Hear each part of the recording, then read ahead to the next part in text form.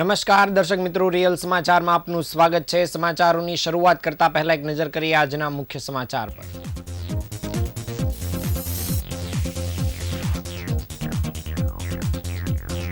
લિંબાયત વિસ્તારમાં એક મકાનમાં લાગી ભીષણ આગ, 4 મહિલા સહિત 5ના મોત।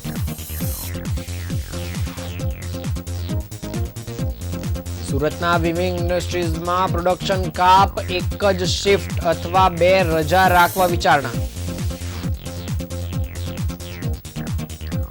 સુરત શહેરમાં મહાવીર જન્મ કલ્યાણકની ભવ્ય ઉજવણી, 1 લાખ લાડુઓનું વિતરણ કરાયું।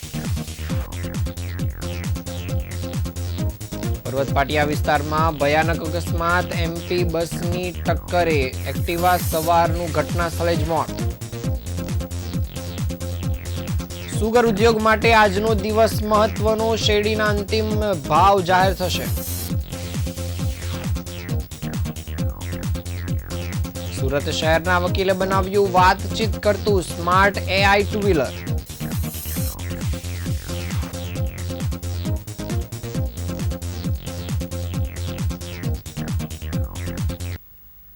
સમાચાર વિગતે જોઈએ। સુરત શહેરના લિંબાયત વિસ્તારમાં આવેલ મીઠી ખાડી પાસે એક મકાનમાં ભયાનક આગ લાગી નીકળી હતી।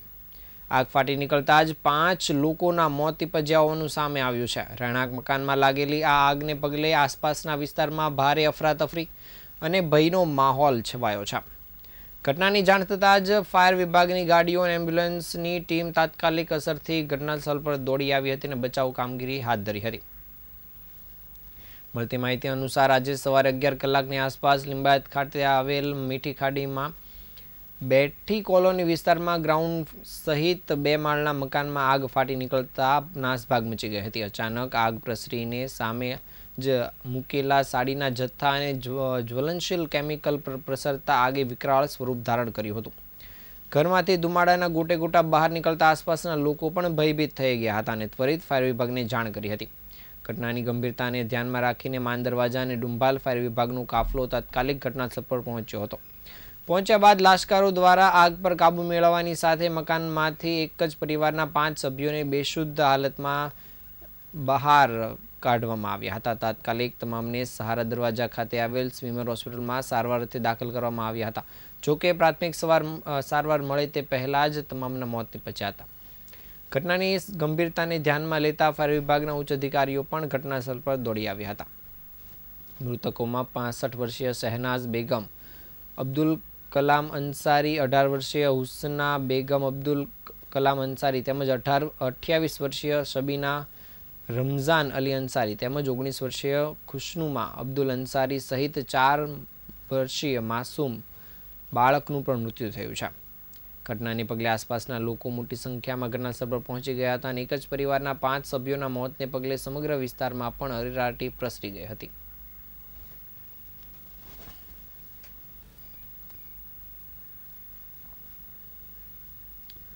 યુદ્ધની વર્તમાન પરિસ્થિતિ અને યાનના સતત વધતા ભાવના કારણે સુરતની વિવિંગ ઇન્ડસ્ટ્રીઝ ગંભીર આર્થિક દબાણમાં આવી ગઈ છે।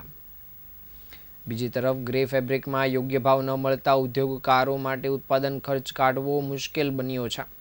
શ્રમિકોની અછત અને વધતા ખર્ચ વચ્ચે ઉદ્યોગકારોનું સંતુલન બગડ્યું છે અને આ પરિસ્થિતિમાં ફોગવા દ્વારા ઉદ્યોગકારો પાસેથી અભિપ્રાય લેવામાં આવ્યા હતા, જેમાં મોટાભાગના વ્યુઅર્સોએ પ્રોડક્શન કાપની જરૂરિયાત દર્શાવી હતી।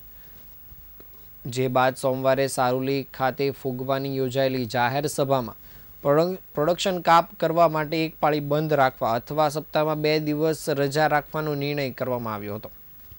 સુરતની વિવિંગ ઇન્ડસ્ટ્રીઝ હાલ અનેક પડકારોનો સામનો કરી રહી છે। યાનના ભાવમાં સતત વધારો અને ગ્રે કાપડમાં માંગ અને ભાવ બંને નબળા રહેતા ઉદ્યોગકારો માટે ઉત્પાદન ચાલુ રાખવું મુશ્કેલ છે।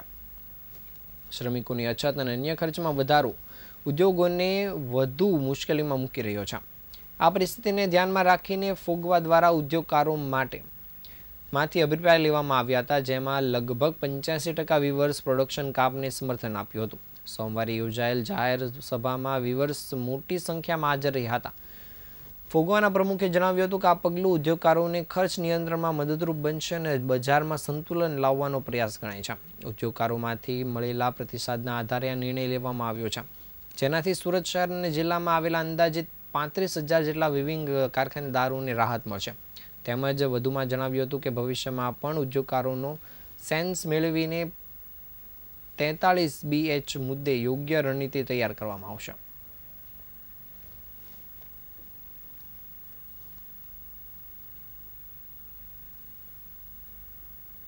સુરત શહેરમાં આજે મહાવીર જન્મ કલ્યાણના પાવન પ્રસંગે ઠેર ઠેર ભવ્ય ઉજવણી કરવામાં આવી છે. જૈન સમાજમાં આનંદ અને ઉત્સાહનો અનેરો માહોલ જોવા મળી રહ્યો છે. આ અવસરે વાલભરી વધામણી સાથે મીઠા મોદકની લાણી પણ કરવામાં આવી રહી છે. શ્રી જૈન શ્વેતાંબર મૂર્તિપૂજક યુવક મહાસંઘ દ્વારા વિશેષ આયોજન કરવામાં આવ્યું હતું, જેમાં 1 લાખ લાડુનું વિતરણ કરીને લોકોને મોઢું મીઠું કરાવવામાં આવ્યું હતું. ઉલ્લેખનીય છે કે છેલ્લા 18 વર્ષથી સતત લાડુ વિતરણ કરીને આ પર્વની ઉજવણી કરાય છે. આજે દિવસ દરમિયાન શહેરના વિવિધ વિસ્તારમાં અલગ અલગ સંસ્થાઓ અને મંડળો દ્વારા પણ વિવિધ ધાર્મિક અને સામાજિક કાર્યક્રમો યોજવામાં આવ્યા હતા. મહાવીર જન્મ કલ્યાણક દિવસ શાંતિ અને અહિંસાનો દિવસ સંદેશ આપતો પવિત્ર પર્વ માનવામાં આવે છે અને આ અવસરે મિડલ ઇસ્ટમાં ચાલી રહેલા યુદ્ધમાં પણ શાંતિ સ્થાપિત થાય અને અહિંસા જળવાય તેવી પ્રાર્થના કરવામાં આવી હતી. આ ઉજવણીમાં જૈન સમાજના અગ્રણીઓ, પોલીસ અધિકારીઓ સહિત મોટી સંખ્યામાં નાગરિકો ઉત્સાહભેર ઉપસ્થિત રહ્યા હતા.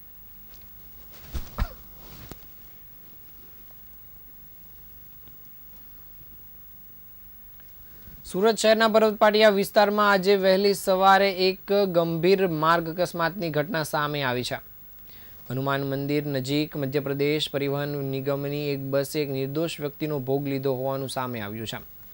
મળતી માહિતી મુજબ પર્વતપાટિયા વિસ્તારમાં આવેલ સમ્રાટ ટાઉનશીપમાં રહેતા ગજેન્દ્રભાઈ જૈન સવારે અંદાજિત 7 વાગ્યે પોતાની એક્ટિવા લઈને પસાર થઈ રહ્યા હતા. તે દરમિયાન MP passing number MP 46-2E 4356 ધરાવતી મધ્યપ્રદેશ પરિવહન નિગમની બસ ફૂલ ઝડપે આવી રહી હતી અને ગજેન્દ્રભાઈને અડફેટી લીધા હતા. અકસ્માત એટલો ભયાનક હતો કે ગજેન્દ્રભાઈ જૈનનું ઘટના સ્થળે જ મોત નીપજ્યું હતું. ઘટના બાદ આસપાસના લોકો મોટી સંખ્યામાં એકત્રિત થયા હતા અને ઘટનાને લઈ રોષ પણ ઠાલવ્યો હતો. બસ સુરતથી પાનસેમલ તરફ જઈ રહી હોવાનું જાણવા મળ્યું છે. ઘટનાની જાણ થતાં જ તાત્કાલિક પોલીસનો કાફલો ઘટનાસ્થળ પર પહોંચ્યો હતો અને મામલો થાળે પાડી આગળની તપાસ કામગીરી શરૂ કરી છે.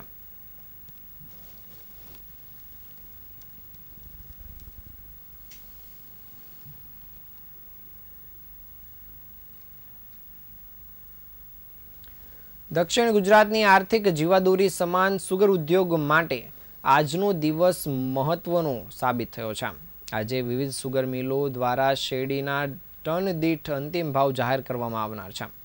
ગત વર્ષની સરખામણીએ આ વર્ષે ખાંડ, બગાસ અને મોલાસીસના બજાર ભાવ ઊંચા રહ્યા હોવાથી ખેડૂતોને ગત વર્ષ કરતાં સારા ભાવ મળે તેવી પ્રબળ શક્યતા સેવાઈ રહી છે. ખેડૂતોમાં પણ આ જાહેરાતને લઈને ભારે ઉત્સુકતા જોવા મળી રહી છે.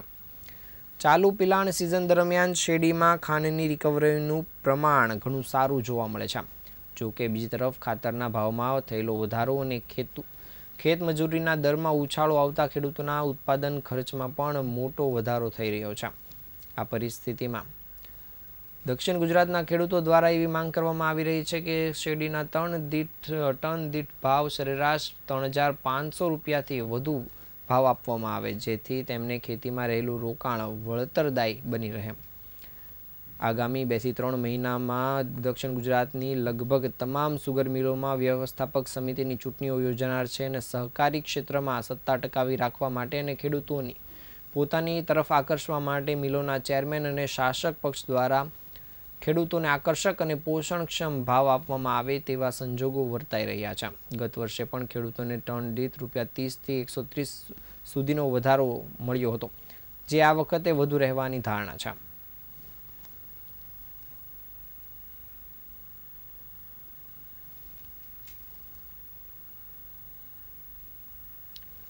સુરતના એક વકીલ યુવક દ્વારા વાતચીત કરતું AI ટુ વ્હીલ તૈયાર કરવામાં આવ્યું છે.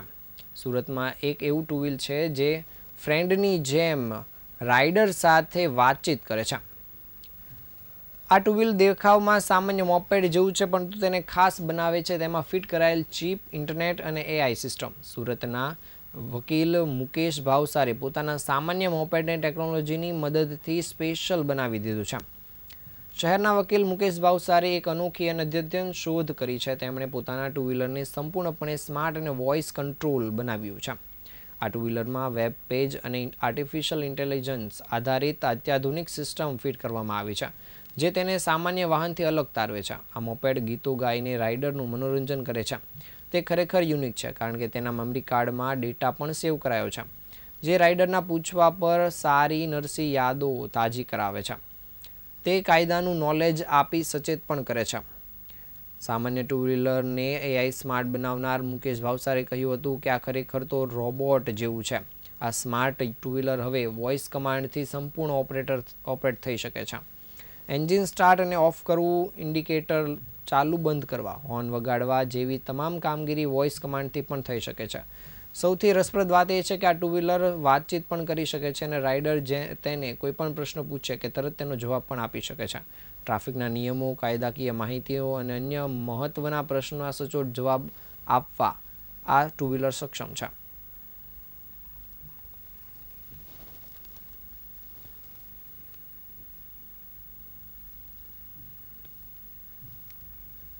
આ હતા આજના સમાચાર. નવા સમાચાર સાથે ફરી મળીશું. ત્યાં સુધી રજા આપશો. નમસ્કાર.